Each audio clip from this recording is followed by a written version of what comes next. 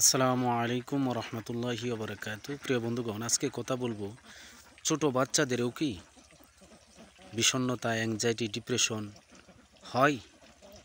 ছোট ছোট বাচ্চাদেরও কি অ্যাংজাইটি হয়, ডিপ্রেশন হয়, বিষণ্ণতা হয়? আমি বলবো হ্যাঁ, ছোট বাচ্চাদেরও বিষণ্ণতা রোগ হতে পারে, ডিপ্রেশন হতে পারে, অ্যাংজাইটি হতে পারে। কেননা আবার ছোট বাচ্চা বলতে কাদের ক্ষেত্রে, যে সমস্ত বাচ্চারা একেবারে একবারে ছোট বাচ্চা তাদের জন্য না। ছোট বাচ্চা বলতে অবুঝ শিশু, তাদের ক্ষেত্রে না। ওই সমস্ত বাচ্চাদের অ্যাংজাইটি হতে পারে যে সমস্ত বাচ্চারা বাহ্যিক সামাজিক জ্ঞান মোটামুটি যখন তার মাঝে চলে আসে, সে যখন সামাজিক বিষয়বস্তু বুঝতে পারে এবং বাহ্যিক বিষয়গুলো বুঝতে পারে।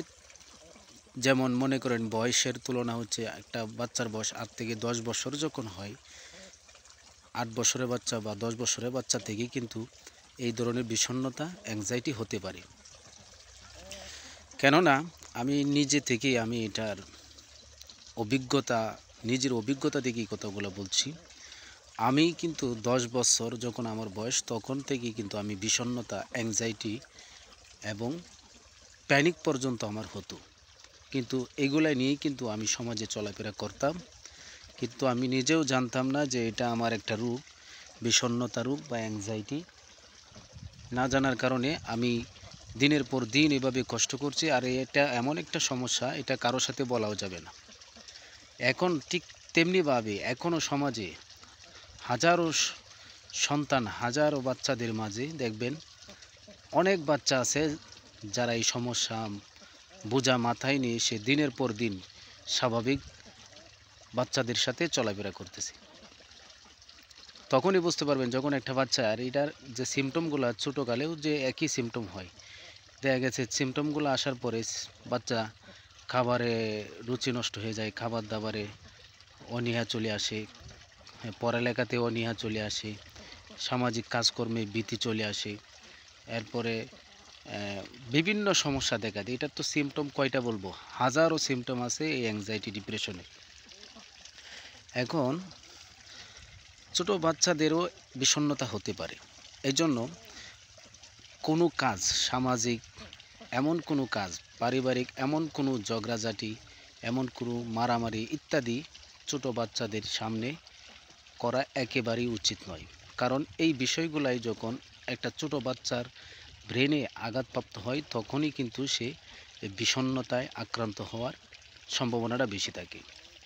এজন্য আমরা ছোট বাচ্চাদেরকে এমন কোনো আঘাত করব না যে আঘাতটা তার মানসিকভাবে সে মানসিক ক্ষতিগ্রস্তের মধ্যে সে পড়ে যায়। প্রিয় বন্ধুগণ, তাই বিষণ্ণতা ছোট বাচ্চাদেরও হতে পারে, অ্যাংজাইটি, ডিপ্রেশন ছোট বাচ্চাদেরও হতে পারে। এটা অস্বাভাবিক কিছু নয়। একটা 10 বছরের বাচ্চারও হতে পারে, 12 বছরের বাচ্চার হতে পারে। এটা অসম্ভব কিছু নয়। কারণ আমি এটার বক্তব্য, আমি 10 বছর বয়সে বিষণ্ণতায় আক্রান্ত ছিলাম, ডিপ্রেশন, অ্যাংজাইটি, প্যানিক অ্যাটাক পর্যন্ত হতো। তবে আমি তো জানতাম না এটা একটা মনের সমস্যা। কিন্তু এটা নিয়ে দিনের পর দিন সাফার করছি।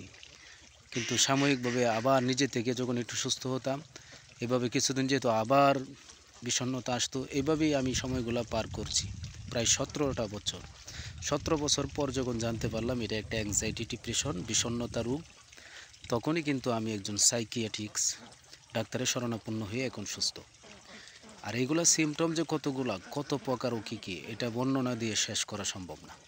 এটা খুবই কঠিন একটা বিষয়। সকলেই ভালো থাকেন, সুস্থ থাকেন এবং ছোট ছোট বাচ্চাদের প্রতি সকলেই সদৃষ্টি রাখেন, যাতে করে কোনো বাচ্চা মানসিকভাবে আঘাতপ্রাপ্ত না হয়।